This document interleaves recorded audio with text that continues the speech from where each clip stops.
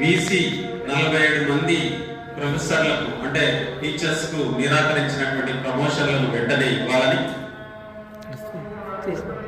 అదేవిధంగా యూనివర్సిటీలలో ఉన్నటువంటి వీసీలు ప్రజాస్వామ్యంలో ఒక టీచర్గా, యూనివర్సిటీలో అందరు టీచర్లకు ఒక టీచర్గా వ్యవహరించాల్సినటువంటి యూనివర్సిటీ వీసీ ఒక రాజులాగా, ఒక చక్రవర్తి లాగా, ఒక నియంతలాగా, అంటే మధ్యయుగాల్లో ఉన్నటువంటి రాచరిక పోకడలను యూనివర్సిటీ కేంద్రాలుగా మారడం వల్ల ఇష్టారాజ్యంగా వ్యవహరిస్తున్నటువంటి యూనివర్సిటీ వీసీలను రికాల్ చేయాలని మనం రాష్ట్ర ప్రభుత్వం ముందు డిమాండ్ చేస్తా ఉన్నాం. యూనివర్సిటీలలో ఉన్న మొత్తం ఖాళీలను, అంటే ఈరోజు రాష్ట్రంగా మన తెలంగాణ రాష్ట్రంలో తెలంగాణ వచ్చిన తర్వాత వాస్తవానికి మొట్టమొదటి చర్య అది ఏమన్నా ఉంది అంటే యూనివర్సిటీలలో ఉన్నటువంటి మొత్తం ఫ్యాకల్టీ, టీచింగ్ ఫ్యాకల్టీ పోస్టులను భర్తీ చేస్తారని మనం అనుకున్నాం. కానీ దానికే ఎగనామం పెట్టినటువంటి దానికి వ్యతిరేకంగా 10-12 సంవత్సరాల తర్వాతనైనా ఈరోజు ఇక్కడ మనం కూర్చుని ఒక బహిరంగంగా మాట్లాడుతున్నాం. అది కూడా మన డిమాండ్ లో ఉన్నది. అట్ ద సేమ్ టైం పాఠశాల స్థాయి నుండి యూనివర్సిటీ స్థాయి వరకు, అది ఇంజనీరింగ్ లో కానీ, తర్వాత డిగ్రీలో కానీ, పాలిటెక్నిక్ కానీ, అది వైద్య విద్య కానీ, అంటే ఏవైతే ప్రైవేటైజేషన్ చేసి మరి ఈరోజు ఇబ్బడిగా ఇన్స్టిట్యూషన్స్ పెంచుతా ఉంటే క్వాలిటీ ఎడ్యుకేషన్ అనేది ప్రశ్నాత్మకంగా మారుతున్నది. కాబట్టి దాన్ని కూడా మనం డిమాండ్ చేస్తా ఉన్నాం. అట్ ద సేమ్ టైం ఒక రాష్ట్రంలో 160 కళాశాలల్లో పనిచేస్తున్నటువంటి మేధో పరమైనటువంటి ఒక టీచర్స్, అంటే ప్రొఫెసర్స్ కావచ్చు, అసిస్టెంట్ ప్రొఫెసర్స్ కావచ్చు, అలా పేరుకు మాత్రమే డిసిగ్నేషన్ పెట్టుకుని, పేరుకు మాత్రమే డాక్టర్ పట్టాలు పెట్టుకుని సమాజంలో ఆ వాటిని పక్కన పెట్టుకుని ఆనందపడడం కాకుండా, వాళ్ళకు జీతాలు ఇవ్వకుండా, సరైనటువంటి జీతభత్యాలు ఇవ్వకుండా హింసిస్తా ఉన్నారు. వాళ్ళకు తప్పకుండా గౌరవప్రదమైన, సమాజంలో గౌరవప్రదమైనటువంటి జీతభత్యాలు ఇవ్వాలని మనం ఈరోజు ఈ డిమాండ్లను ముందు పెట్టుకుని ఈ రౌండ్ టేబుల్ సమావేశాన్ని ఏర్పాటు చేసుకోవడం జరిగింది. ఈ సమావేశానికి అధ్యక్షత వహించినటువంటి మన డెమోక్రటిక్ ఆల్ టీచర్స్ అసోసియేషన్ రాష్ట్ర అధ్యక్షులైనటువంటి ఎండి మొహమ్మద్ మొయినుద్దీన్ సార్కు, అదేవిధంగా మనకు చీఫ్ గెస్ట్ గా వచ్చి ఉదయం మనకు ఒక సందేశాన్ని ఇచ్చినటువంటి ప్రొఫెసర్ కె చక్రధరరావు సార్కు, మరి professor K Srinivasulu sir Osman university సార్కు, తర్వాత professor KY Ratnam sir Hyderabad central సార్కు, తర్వాత Prabhakar sir JNT university professor Prabhakar సార్కు, మరియు ఉస్మానియా యూనివర్సిటీ మొత్తం ఈ రౌండ్ టేబుల్ లేదా ఈ యాక్టివిటీకి కేంద్ర బిందువు అయినటువంటి మన ఉస్మానియా యూనివర్సిటీ ప్రొఫెసర్ వెంకటదాస్ మారేడు సార్, మన నర్సయ్య సార్, స్వామిదాస్ సార్, ఇంకా చాలా మంది కుల సమానత నిర్మూలన పోరాట సమితి నాయకులు, తర్వాత డాటా సభ్యులు, తర్వాత చిత్తనూరు విత్తనాల కంపెనీ వ్యతిరేక పోరాట కమిటీ నాయకులు, మరి గ్రామ సభ్యులు అందరూ ఉన్నారు. అందరికీ కూడా పేరు పేరున కృతజ్ఞతాబంధనాలు తెలియజేస్తూ, మిత్రులారా, ఈ జంక్షన్ మనం ఎందుకు ఈ రోజు యూనివర్సిటీలు అంటే సమస్యకు, సంక్షోభాలకు కేంద్ర బిందువులుగా మారుతున్నాయి అంటే సంక్షోభము యూనివర్సిటీలో ఎందుకు వచ్చింది అనే దాన్ని మనం సీరియస్ గా ఆలోచించాల్సినటువంటి అవసరం ఉన్నది. అంటే సమాజంలో, బహిరంగ సమాజంలో లేదా సొసైటీలో లేదా పౌర సమాజం మొత్తం ప్రపంచవ్యాప్తంగా, దేశవ్యాప్తంగా, రాష్ట్ర వ్యాప్తంగా సమాజంలో అనేక సంక్షోభాలు, అనేక సమస్యలు, సామాజిక సమస్యలు పెళ్ళుకుతా ఉన్నాయి, సంక్షోభాలు రేకెత్తించబడతా ఉన్నాయి. మరి ఈ సంక్షోభాలను పరిష్కరించి సంక్షోభాలకు పరిష్కార మార్గాలను వెతకాల్సినటువంటి మేధో కేంద్రాలుగా, పరిష్కార కేంద్రాలుగా, దశను నిర్ణయించాల్సినటువంటి కేంద్రాలుగా ఏమి ఉండాలని మనం ఆలోచించినప్పుడు అవి తప్పకుండా మొట్టమొదటగా అది విద్యాలయాలు లేదా విద్యా కేంద్రాలు, విద్యా సంస్థలు, ఇంకా చెప్పాలంటే అత్యున్నతమైనటువంటి విశ్వవిద్యాలయాలు అనేటువంటి విషయాన్ని మనం గమనంలోకి తీసుకోవాలి. కాబట్టి ఆ అత్యున్నతమైన విశ్వవిద్యాలయంలో అత్యున్నతమైనటువంటి బోధన, అత్యున్నతమైనటువంటి విద్యార్థులు, అత్యున్నతమైనటువంటి ప్రొఫెసర్లు, అత్యున్నతమైనటువంటి పరిశోధన, అత్యున్నతమైనటువంటి శాస్త్రీయ అవగాహన, హేతుబద్ధమైనటువంటి అవగాహన, ఇవన్నీ పెరిగినట్లయితే ఇమిడియట్ గా ఎవరికి థ్రెట్, ఒక భయము లేకపోతే ఒక ఆందోళన ఎవరిలో కలుగుతుందంటే తప్పకుండా ఇప్పుడున్నటువంటి పాలక వర్గాలలో, అగ్రకుల బ్రాహ్మణీయ మనువాద శక్తులలో కలుగుతుంది అనేటువంటి విషయాన్ని కూడా మనం దృష్టిలో పెట్టుకోవాలి. కాబట్టి దీనికి తక్షణ కారణం ఉంటుంది, దీర్ఘకాలిక కారణం ఉంటుంది. ఉస్మానియా యూనివర్సిటీలో ఇప్పుడే ఎందుకు సిఐఎస్ కింద 47 మంది ప్రొఫెసర్లను లేదా ప్రమోషన్లు ఇవ్వలేదు, లేదా ప్రొఫెసర్ మనోహర్ సారు ప్రజాస్వామ్యయుతంగా బాధితుల వైపున ఉండి అవుట్ ఆఫ్ ప్రెసిడెంట్ గా లేదా నిరసన తెలియజేస్తే ఎందుకు సస్పెండ్ చేశారు అని మనం ఆలోచించినప్పుడు 2 నెలల క్రితము మనకు ఆ యూనివర్సిటీకి మరి రాష్ట్ర ముఖ్యమంత్రి రేవంత్ రెడ్డి గారు వచ్చారు. అంతకు ముందు ముఖ్యమంత్రి కేసీఆర్ యూనివర్సిటీకి రానే లేదు. ఉస్మానియా యూనివర్సిటీ కేంద్రంగా ఉద్భవించినటువంటి తెలంగాణ ఉద్యమము ఈరోజు తెలంగాణ రాష్ట్రాన్ని సాధించింది. అంటే ఉస్మానియా యూనివర్సిటీ విద్యార్థులకు, ఉస్మానియా యూనివర్సిటీ ప్రొఫెసర్లకు లేదా సామాజిక కార్యకర్తలకు పొదవలేనటువంటి రాష్ట్రంలోనే దేశంలోనే పేరెన్నికైనటువంటి ఉస్మానియా యూనివర్సిటీ పవర్ ఏంటో ఈరోజు పాలక వర్గాలకు అటు కేసీఆర్ కు తెలుసు, ఇటు రేవంత్ రెడ్డికి తెలుసు. కాబట్టి రేవంత్ రెడ్డి 1000 కోట్లు ఇస్తా అన్నాడు. మరి ఈ 1000 కోట్లు ఏం చేయాలంటే గంపగుత్తగా 1000 కోట్లు దాంట్లో వాటా ఎవరికి చెందాలి? తప్పకుండా పాలక వర్గాలకు, వాళ్ళ కాంట్రాక్టర్లకు, వాళ్ళ పార్టీ నాయకులకు లేదా తమ తాబేదారులకు చెందాలి. మరి ఆ తాబేదారులకు, కాంట్రాక్టర్లకు, రాజకీయ నాయకులకు తమ పార్టీకి చెందాలన్నప్పుడు ఆ యూనివర్సిటీలో ఉన్నటువంటి ప్రొఫెసర్లు కానీ, యూనివర్సిటీలో ఉన్నటువంటి విద్యార్థులు కానీ లేదా యూనివర్సిటీలో ఉన్నటువంటి వీసీ ఏం చేయాలి? వాళ్ళంతా ఐక్యమై ఈరోజు విద్యార్థులంతా సెమినార్లు కండక్ట్ చేయాలి, ఈరోజు డిపార్ట్మెంట్స్ అంతా సెమినార్లు కండక్ట్ చేయాలి. లేదా ఉస్మానియా యూనివర్సిటీకి 1000 కోట్లను మనం ఏ విధంగా విద్యా పరిశోధన కానీ లేదా శాస్త్రీయ బోధన కానీ మన యూనివర్సిటీని అత్యున్నతంగా ఏ విధంగా తీర్చిదిద్దాలి అని ఒక ఐక్యత, ఒక ఏకత, ఒక ఉమ్మడి కార్యాచరణను రూపొందించుకోవాల్సినటువంటి అవసరము ఆ యూనివర్సిటీ మీద ఉంది. మరి అది చేయకుండా ఈరోజు ముఖ్యమంత్రి పోయి రావడం, మరి ఈరోజు వీసీ 47 మంది ప్రమోషన్లు నిరాకరించడం, ప్రొఫెసర్ మనోహర్ను సస్పెండ్ చేయడం ఎందుకు జరిగింది అని అంటే ముఖ్యమంత్రి పోవడానికి, ప్రకటించడానికి, రావడానికి, తర్వాత ఈ పరిణామానికి మొత్తంగా కూడా దేర్ ఇస్ ఎ లింక్ ఉంది అనేటటువంటి విషయాన్ని కూడా మనం గుర్తించాల్సినటువంటి అవసరం ఉంది. విద్యార్థులు, ప్రొఫెసర్లు, తర్వాత వీసీ ఒకవేళ ఐక్యమైతే మరి ఆ 1000 కోట్ల లేదా 1000 కోట్లు ఇస్తాడా లేదా అనేది వేరే విషయం. ఇచ్చిండా, ఇస్తాడా, లేకపోతే ఇవ్వడా అనేది తర్వాత విషయం. కానీ ఆ దానిని ఉస్మానియా యూనివర్సిటీ ఇంతవరకు వక్తలు చెప్పినట్టుగా నాశనమైనటువంటి విద్యా విధానాన్ని ముందుకు తీసుకుపోవడానికి ఏకతాటిపై నిలబడి ఒక ఐక్యతను ప్రదర్శించేటటువంటి పరిస్థితి లేకుండా అంతర్గత సంక్షోభానికి నెట్టడానికే ఈ మొత్తం తతంగం అంతా జరుగుతున్నది. కాబట్టి దీని వెనక తప్పకుండా కేవలం వీసీ మాత్రమే లేడు. ఆ వీసీ వెనక తప్పకుండా పాలక వర్గాలు, పాలక ప్రభుత్వం ఉంది అనేటటువంటి విషయాన్ని కూడా గుర్తించాల్సినటువంటి అవసరం ఉంది. నేను ఒక కుల అసమానతల నిర్మూలన పోరాట సమితి కార్యకర్తగా మాట్లాడుతున్నాను, లేదా ఒక పౌర సమాజంలో బాధ్యతాయుతమైనటువంటి పౌరునిగా మాట్లాడుతున్నాను. ఒక బీసీ అట్టడుగు సామాజిక వర్గానికి చెందినప్పుడు ఆ అట్టడుగు సామాజిక వర్గానికి చెందినటువంటి బీసీ ఒక మేధావిగా, ఒక బాధ్యతాయుతమైనటువంటి పౌరునిగా లేదా ఒక ప్రొఫెసర్గా ఏ విధంగా వివరించాల్సినటువంటి అవసరం ఉన్నది? ఈరోజు అత్యున్నత ప్రజాస్వామ్యంలో ఒక స్టూడెంట్ లేవనెత్తినటువంటి క్వశ్చన్ క్లాస్ రూమ్ లో ఒక టీచర్ సమాధానం చెప్పకపోతే, ఒక ప్రొఫెసర్ లేవనెత్తినటువంటి సమాధానానికి ఒక వీసీ సమాధానం చెప్పకపోతే, అంతర్గతంగా చర్చల ద్వారా సమస్యను పరిష్కరించకుండా ఒక బెత్తం పట్టుకొని, ఇంతకుముందు సార్ అన్నాడు రత్నం సార్, ఇదేం పోలీస్ స్టేషన్ కాదు, ఇదేం తహసీల్దార్ ఆఫీస్ కాదు. మరి తహసీల్దార్గా లేదా ఒక పోలీస్ ఆఫీసర్గా నువ్వు శాంతి భద్రతల సమస్యను కాపాడడానికి ఒక కమిషనర్ గా అపాయింట్ చేశారా వీసీని? ఎట్ ద సేమ్ టైం ఈరోజు వీసీలుగా మళ్ళీ ఉన్నత వర్గాలకు లేదా ఉన్నత కులాలకు, అగ్ర వర్ణాలకు, అగ్ర కులాలకు సంబంధించినటువంటి వీసీ రెడ్డి ముఖ్యమంత్రికి వ్యతిరేకంగా యూనివర్సిటీ అటానమీని ఏ విధంగా కాపాడాడు, యూనివర్సిటీలో స్వేచ్ఛ, సమానత్వము లేదా శాస్త్రీయమైన విద్య, సార్ జస్టిస్ చంద్రకుమార్ సార్ను సాధారణంగా స్టేజ్ పైకి ఆహ్వానిస్తున్నాం.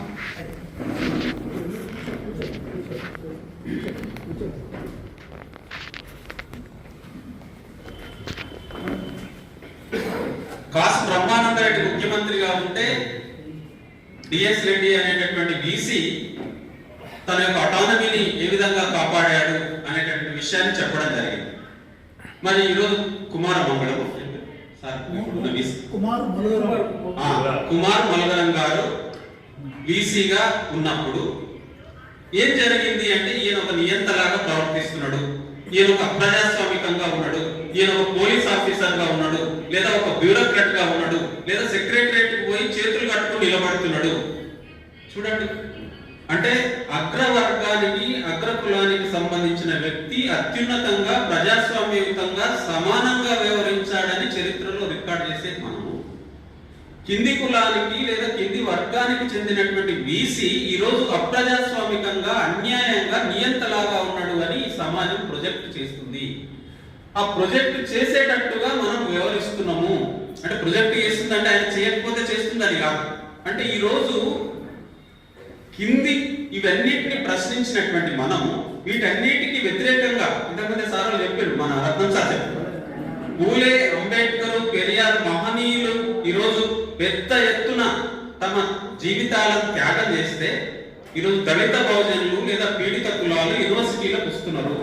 మరి ఆ యూనివర్సిటీలు ఈరోజు అగ్ర కులాలు లేదా అగ్రవర్ణాలు వీసీలుగా ఉన్నప్పుడు కాకుండా మన వాళ్ళే అక్కడ వీసీలుగా ఉన్నప్పుడు మన వాళ్ళకే విద్య అందకుండా అది అప్రజాస్వామికంగా అన్యాయంగా అక్రమ కేంద్రాలుగా మారినాయి అని చెప్పడానికి అటువంటి వీసీలను ఎస్సీలతో అణచివేయించడం, బీసీలతో అణచివేయించడం, దళిత బహుజనులతోనే అణచివేసేటటువంటి అగ్రకుల మనవాద కుట్రలు ఈరోజు జరుగుతా ఉన్నాయి. దానికి వీళ్ళు పావుగా, తాబేదారుగా, తొత్తులుగా మారడం అనేది ఎంత మాత్రం సరి అయినది కాదని ఒక సివిల్ సొసైటీ ప్రతినిధిగా, ఒక సామాజిక కార్యకర్తగా నేను మాట్లాడతా ఉన్నాను.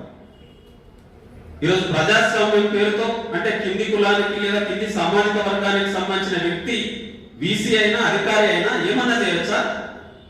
మనోడు ఏం చేసినా మనం ఓకేనా? అంటే మనోడు వీసీ కావాలి, మన మీద నెత్తి మీద ఎత్తి కూర్చుని మనం ధర్నాలి, లేదా మనని అక్రమంగా సస్పెండ్ చేయాలి, కేసులు పెట్టాలి, లోపల పెట్టాలి. మనోడు కొడితే మనకు చాలా మంచిదా? మనోడు మనం అణచివేస్తే మనకు మంచిదా? అంటే అవతల వాళ్ళు అణచివేస్తే పోరాటము, మనోడు అణచివేస్తే అది సామాజికము, ప్రజాస్వామికము, న్యాయము, సమానత్వం. ఇదేమి సూత్రాలు, ఇదేమి పోకడలు, ఇదేమి వ్యవహారం? ఇది చాలా అగ్రకుల మనోవాద కుట్రల్లో భాగంగా జరుగుతున్నటువంటి పరిణామాలు.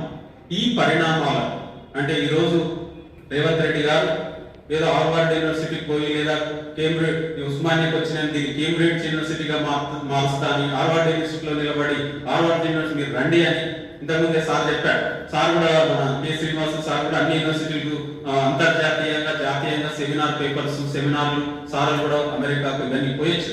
అంటే అత్యున్నతమైనటువంటి మేధో వికాస కేంద్రాలు లేదా మేధావులు, తర్వాత బుద్ధిజీవులు, ప్రొఫెసర్లు, విద్యార్థులు మన దగ్గర లేరు అని ఒకవైపు ప్రచారం చేస్తూ మరి వీళ్ళందరూ కూడా మరి ఎందుకు రేవంత్ రెడ్డి గారు అక్కడ ఎందుకు చేస్తా ఉన్నాడు? ఎవరున్నారు అక్కడ? ఈరోజు అమెరికాకి ఎవరు పోతున్నారు, ఇంగ్లాండ్కి ఎవరు పోతున్నారు అని మనం ఆలోచించినప్పుడు మళ్ళీ ఇప్పుడు మన చిత్తూరు విత్తనాల కంపెనీ వ్యతిరేక పోరాట కమిటీ బాధితులుగా మాట్లాడారు. దాని కంపెనీ యజమాని బండి పార్థసారథి రెడ్డి మొత్తం 35,000 కోట్లు ఒక సంవత్సరానికి తన ఇన్కమ్ అంతా 35,000 కోట్ల లాభాలు. హెటెరో డ్రగ్స్ కి సంబంధించినటువంటి లాభము 35,000 కోట్లు వస్తున్నాయి. ఈ 35,000 కోట్లు ఎట్లా వస్తున్నాయి? ఇంతకుముందే మన వాళ్ళు మధ్యాహ్నం వరకు కాలుష్య వ్యతిరేక కమిటీ మీటింగ్ లో పాల్గొనొచ్చారు. ఇక్కడనే దోమడు అని సంగారెడ్డి పక్కన ఆ దోమడులో హెటెరో డ్రగ్స్ కి సంబంధించిన కంపెనీ మొత్తం కాలుష్యం చేస్తే అక్కడ చెరువులు, కుంటలు, వ్యవసాయం అంతా పాడై ఒక 5-6 గ్రామాలకు సంబంధించిన ప్రజలంతా కాలుష్య బారిన పడుతున్నారు. చిత్తూరు విత్తనాల కంపెనీకి వ్యతిరేకంగా 3 సంవత్సరాలుగా పోరాటం జరుగుతా ఉంది. మొత్తం తెలంగాణ రాష్ట్ర వ్యాప్తంగా దాదాపు 35% ఇన్కమ్ ఫార్మా రంగం ద్వారా వస్తున్నది, కెమికల్స్ ద్వారా వస్తున్నది. మరి కెమికల్స్ ద్వారా మొత్తం కాలుష్యాన్ని అంతా ప్రజలకు అందించి మీరంతా పారిశ్రామికవేత్తలుగా, పెట్టుబడిదారులుగా మారారు. మీరు అగ్రకులాలుగా, అగ్రవర్ణాలుగా మీరంతా ఎక్కడున్నారు? ఇప్పుడు మీ పిల్లలంతా ఎక్కడున్నారు? బండి పార్థసారథి పిల్లలు ఎక్కడున్నారు? అక్కడ ఉన్నటువంటి కేఎల్ఆర్ పిల్లలు ఎక్కడున్నారు? లేక ఇక్కడ ఉన్నటువంటి అందరి పిల్లలంతా ఎక్కడున్నారు? ఈరోజు అమెరికాకి వెళ్ళి మీరు అక్కడ చదువుకుంటున్నారు, అక్కడ ఉద్యోగం చేస్తున్నారు, అక్కడ కంపెనీలు పెడుతున్నారు, అక్కడ మీరు మందులు అమ్ముకుంటున్నారు, అక్కడ బిజినెస్ చేస్తాము. ఇక్కడ ఉన్నటువంటి ఎస్సీ ఎస్టీ బీసీలు ఎదిగి ఈ రోజు ఉన్నతంగా ముందుకెళ్లేటటువంటి క్రమంలో ఈ మొత్తం వ్యవస్థనంతా, విద్యా వ్యవస్థను, వైద్య వ్యవస్థను, మొత్తం వ్యవస్థలంతా ధ్వంసం చేసి లాభాలనంతా మీరు తీసుకుని వెళ్ళి మీరు అక్కడ హాయిగా బతుకుతా ఉన్నారు. పైగా అమెరికా చాలా అత్యున్నతమైన ప్రజాస్వామ్యం కలిగిన దేశము. అక్కడ చాలా మంచి ఒక చెత్త పేపర్ కనబడదు, ఒక మోరి కనబడదు, ఒక ఏది లేదు.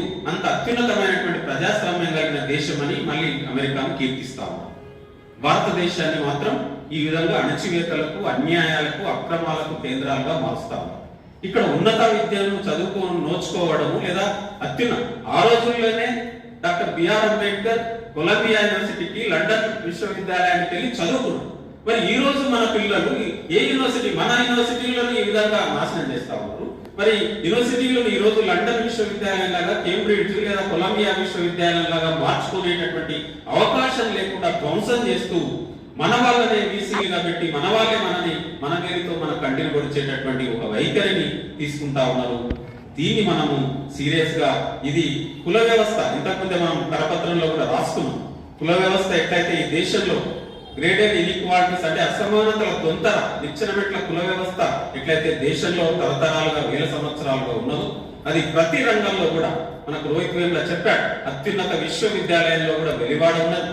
ఆ వెలివాడ అంటే వెలివాడ నుండి ఇంతకుముందు సార్ కూడా చెప్పాడు, వెలివాడ నుండి మేము యూనివర్సిటీకి వస్తే కొంత ఊపిరి పీల్చుకుని స్వేచ్ఛ సమాన వాయువులు పీల్చుకుంటామంటే ఇక్కడ కూడా ఈ రకమైన కుల వివక్ష, అణచివేత ఉన్నది అనేటటువంటి, అంటే కుల వ్యవస్థ రూపాలు నిచ్చెనమెట్ల కుల వ్యవస్థ అనేది అన్ని వ్యవస్థలలో, అది విద్యా వ్యవస్థలో కనబడుతున్నది అనడానికి మనకు నిదర్శనం.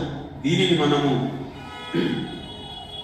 బ్రేక్ చేయాలంటే నిజానికి ఈరోజు డెమోక్రటిక్ ఆల్ టీచర్స్ అసోసియేషన్ ఈ ప్రయత్నం, ఇది చిన్న ప్రయత్నమే కావచ్చు, అందరికీ చాలా చిన్నగా కనపడవచ్చు, కానీ ఇది చాలా సాహసోపేతమైనటువంటి చాలా గొప్ప ప్రయత్నం.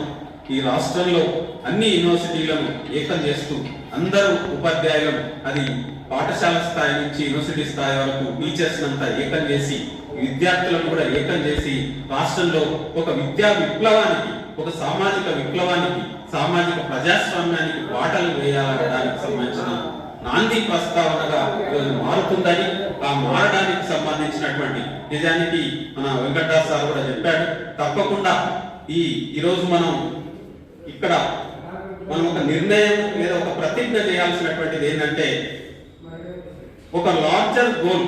తక్షణము మనకేమున్నాయి, మనోహర్ సస్పెన్షన్ ఎత్తివేయాలి, ప్రొఫెసర్ మనోహర్ గారి సస్పెన్షన్, 47 మందికి ప్రమోషన్లు ఇవ్వాలి యూనివర్సిటీ టీచర్స్. ఇవి స్వల్పకాలికమైనటువంటి డిమాండ్. ఇక్కడనే మనం అంటే ఈ డిమాండ్లను ముందు పెట్టుకుని మనం పోరాటాన్ని స్టార్ట్ చేశాము.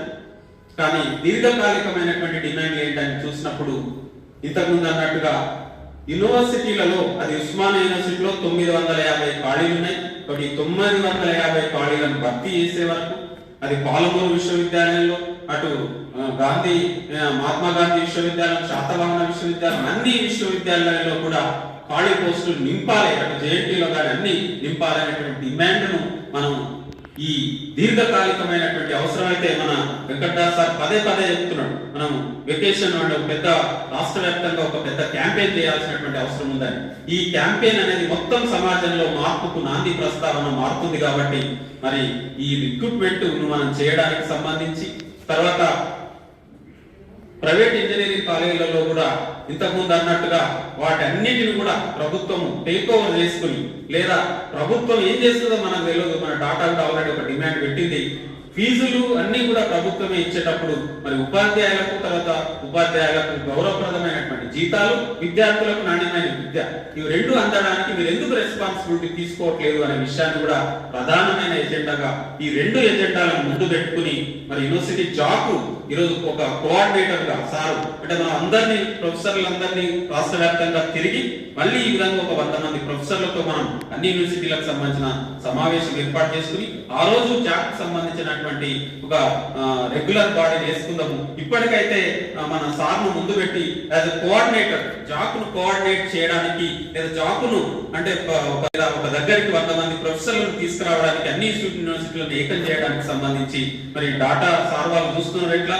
కాబట్టి మన ప్రొఫెసర్ వెంకటదాస్ మారేడు గారిని ఆ కోఆర్డినేటర్ బాధ్యత తీసుకుని ఈ జాబ్ను ఏర్పాటు చేయడానికి సంబంధించిన ప్రయత్నాన్ని కొనసాగించాల్సిందిగా, అట్లా కొనసాగించే క్రమంలో మనకు యూనివర్సిటీ టీచర్స్ గా ఆల్రెడీ మన దగ్గర professor K Srinivasu sir, professor KY Ratnam గారు, తర్వాత professor Lakshman sir, professor Chakradhar Rao sir, మన దగ్గర ఉన్న వాళ్ళు సీనియర్స్ గా అనుభవజ్ఞులు, వాళ్ళు సామాజిక ఉద్యమాలలో సామాజిక ప్రజాస్వామ్యానికి సంబంధించినటువంటి ప్రయత్నాలు, అంబేద్కర్, పూలే, బుద్ధుడు ఈ భావజాలానికి కొనసాగింపు కలిగినటువంటి వ్యక్తులుగా శక్తులుగా వాళ్ళు ఉన్నారు. కాబట్టి మనం అందరం కలిసి కుల అసమానతల నిర్మూలన పోరాట సమితి కూడా మీకు తప్పకుండా సహాయ సహకారాలు, మద్దతు, సంఘీభావం ఉంటుంది. కాబట్టి ఈ విద్యా విప్లవాన్ని తెలంగాణ రాష్ట్రంలో సాధించడానికి ఈరోజు కేసీఆర్ విధానాలకు వ్యతిరేకంగా, రేవంత్ రెడ్డి చేస్తున్న విధానాలకు వ్యతిరేకంగా మనం అంతా ఏకమవుదామని తెలియజేస్తూ అవకాశం ఇచ్చిన డాటాకు మరియు యూనివర్సిటీ ప్రొఫెసర్స్ కు